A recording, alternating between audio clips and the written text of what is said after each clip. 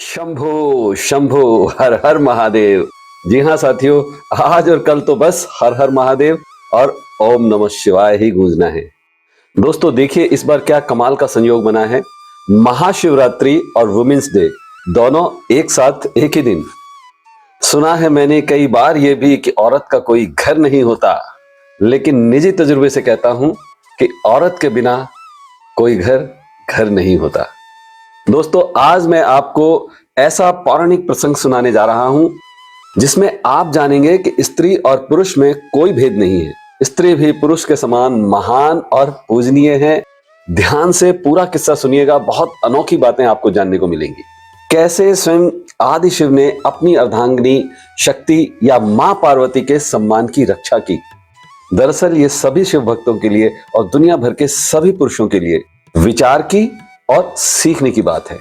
और इसका धर्म जाति संप्रदाय किसी से कुछ लेना देना नहीं है।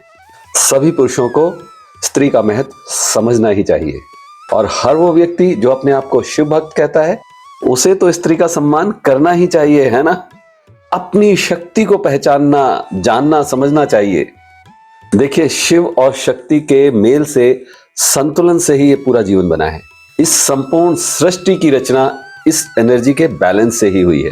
तो अपमान मत करना नारियों का, इनके बल पर ही जग चलता है।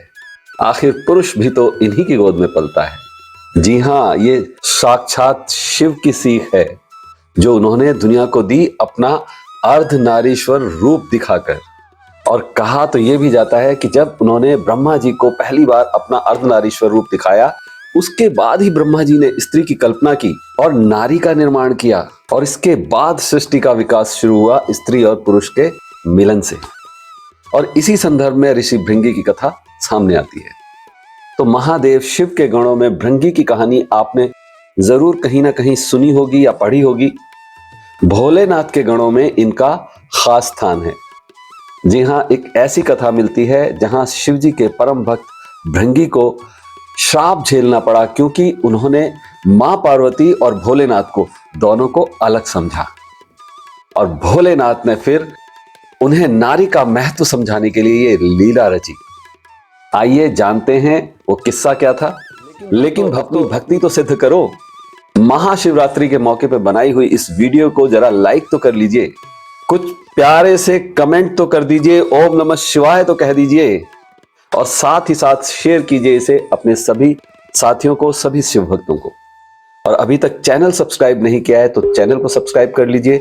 बेल आइकन को दबा देंगे तो आपको हमारी सभी वीडियोस की सूचना समय पर मिलती रहेगी। तो दोस्तों अब शुरू करते हैं ये प्रसंग। और मैं होता हूं गायब। आप सुनिए कि क्यों शिव को लेना पड़ा अर्धनारीश्वर का रूप। और साथ ही साथ कीजिए आप शिव दर्शन। सभी 12 ज्योतिर्लिंगों के दर्शन भी मैं आपको यहां वीडियो में कराने वाला हूं। तो कहते हैं कि भृंगी महादेव के गणों में एक विशिष्ट स्थान रखते थे। जहां शिव होंगे वहां गणेश, नंदी, श्रृंगी, भृंगी, वीरभद्र का वास होगा। भोलेनाथ और माता पार्वती के साथ उनके ये गण हमेशा साथ चलते हैं। भृंगी की खास बात यह है कि उनके 3 पैर हैं। शिव विवाह के लिए चली बारात में उनका खास जिक्र मिलता है।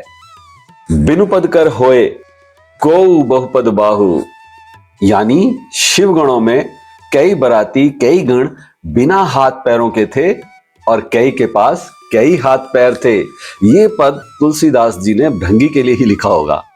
उन्हें ये तीसरा पैर अपने श्राप से राहत पाने के लिए ही मिला था। भृंगी महान शिव भक्त थे। भोलेनाथ के चरणों के प्रति उनका प्रेम अनन्य था। कहते हैं कि उन्होंने सपने में भी शिव के अतिरिक्त किसी का ध्यान नहीं किया। यहां तक कि वह देवी पार्वती को भी शिव से अलग मानते थे। उनके मन में हमेशा शिवस्य चरणम केवलम का भाव रहता था। उनकी बुद्धि यह स्वीकार ही नहीं कर पाती थी कि शिव और पार्वती में कोई भेद नहीं। इसी के चलते एक बार भृंगी ने एक अनुचित जिद की। तब उन्हें समझाने के लिए भोलेनाथ ने मां पार्वती के साथ अर्धनारीश्वर का रूप धारण किया। कथा मिलती है कि एक बार भृंगी भोलेनाथ की परिक्रमा करने कैलाश पहुंचे। वहां हमेशा की तरह महादेव के वामांग पर आदिशक्ति विराजमान थी। महादेव समाधि में थे और पार्वती चैतन्य थी, उनके नेत्र खुले थे। भृंगी शिव के प्रेम में मतवाले हो रहे थे। वो केवल शिव जी की परिक्रमा करना चाहते थे, क्योंकि उनकी ब्रह्मचर्य की परिभाषा भी कुछ अलग थी। उन्हें लगा कि पार्वती जी तो शिव के वामांग में विराजमान है, ऐसे में वह कैसे परिक्रमा करेंगे शिव की। तब उन्होंने मां पार्वती से कहा कि वो शिव जी से थोड़ा अलग होकर बैठें, ताकि वो अपनी परिक्रमा कर सकें। तो देवी पार्वती समझ गई कि यह है तो तपस्वी, लेकिन इसका ज्ञान अधूरा है।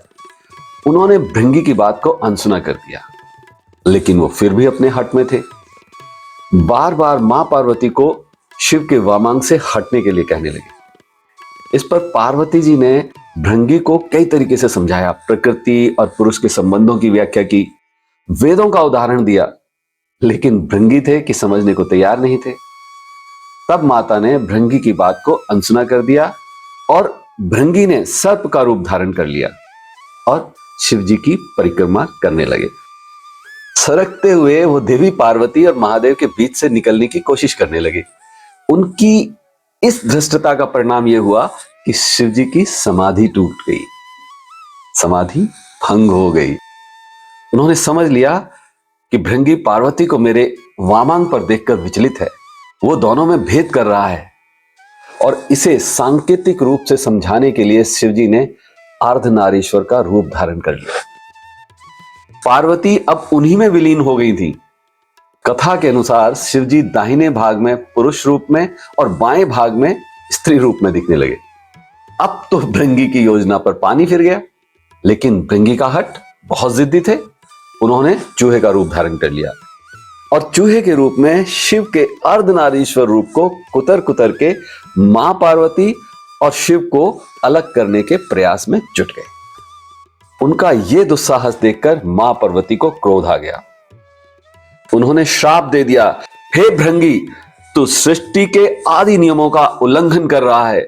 यदि तू मातृशक्ति का सम्मान करने में अपनी हेठी समझता है, तो अभी इसी पल तेरे शरीर से तेरी माता का अंश अलग हो जाए।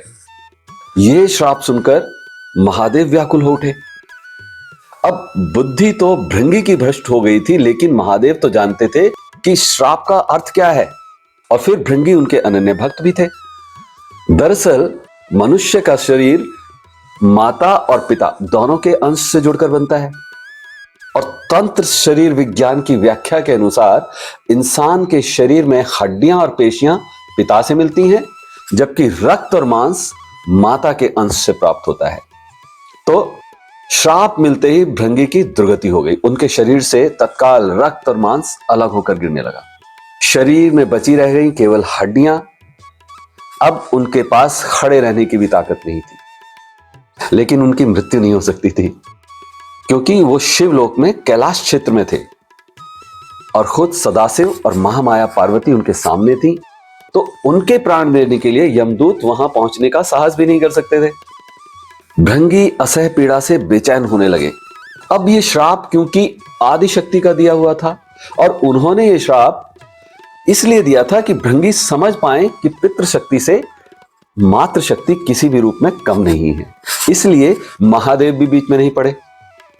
वो भी भृंगी को समझाना चाहते थे कि माता और पिता मिलकर ही इस शरीर का निर्माण करते हैं, इसलिए दोनों ही पूज्य हैं। और दोस्तों, इस किस्से में आपको आनंद आ रहा है, कुछ सीखने को मिल रहा है, अच्छा लग रहा है, तो अभी के अभी इस वीडियो को लाइक कर दीजिए और कमेंट करके बताइए कि कौन सा भाग इसका आपको अभी तक सबसे ज्यादा पसंद आया। और ऐसी ही और भी अनेक शानदार वीडियोस पाते रहने के लिए चैनल को सब्सक्राइब कीजिए और बेल आइकन को दबाइए। इसके बाद भृंगी ने असह पीड़ा से तड़पते हुए मां पार्वती की पूजा शुरू की। माता तो फिर माता, उन्होंने तुरंत उन पर कृपा की और उनकी पीड़ा समाप्त कर दी। माता अपना श्राप वापस लेने का उपक्रम करने लगी, लेकिन धन्य थे भृंगी भी। उन्होंने माता को श्राप वापस लेने से रोक दिया। भृंगी ने कहा, माता, मेरी पीड़ा दूर करके आपने बड़ी कृपा की, लेकिन मुझे इसी स्वरूप में रहने दीजिए। मेरा यह स्वरूप संसार के लिए उदाहरण होगा। इस सृष्टि में फिर कोई मेरी तरह भ्रम का शिकार नहीं होगा। माता और पिता को एक दूसरे से अलग समझने की भूल नहीं करेगा। मैंने इतना अपराध किया, फिर भी आपने मेरे ऊपर दया की। अब मैं एक जीवंत उदाहरण बनकर सदैव आपके आसपास ही रहूंगा। भक्त की ये बात सुनकर महादेव और माता पार्वती बेहद प्रसन्न हुई। अर्धनारीश्वर स्वरूप धारण किए हुए माता पार्वती और शिव जी ने तुरंत भृंगी को अपने गणों में प्रमुख स्थान दिया। भृंगी चलने फिरने में समर्थ हो सके, इसलिए उन्हें तीसरा पैर भी दिया। अब तीसरे पैर से वो अपने आप को संभालकर शिव पार्वती के साथ चलते हैं। अर्धनारीश्वर भगवान ने कहा, हे भृंगी, तुम सदा हमारे साथ रहोगे। तुम्हारी उपस्थिति इस जगत को यह संदेश होगी कि हर जीव में जितना अंश पुरुष का है उतना ही अंश स्त्री का भी। जी हाँ दोस्तों, ये है वो कहानी जहां शिव ने स्वयं जीवन में नारी के महत्व को स्थापित किया। शास्त्रों में बताया गया है कि शिव और शक्ति का अर्धनारीश्वर रूप स्त्री और पुरुष की समानता बताता है।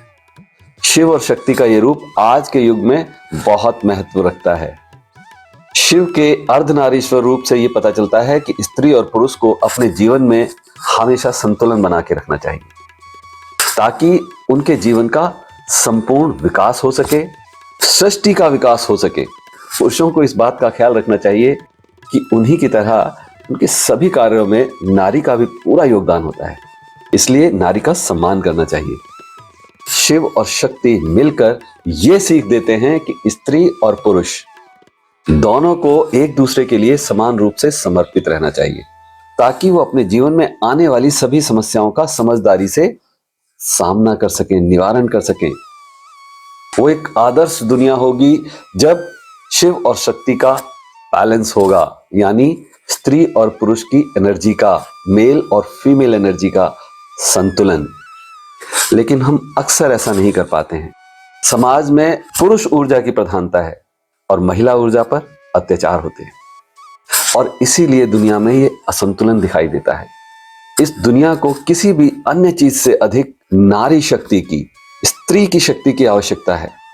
स्त्री जो सृजन करती है, पोषण करती है, जो प्रेम और करुणा को बढ़ावा देती है, जो गतिशील है, रचनात्मक शक्ति है और शून्य से प्रकट होती है।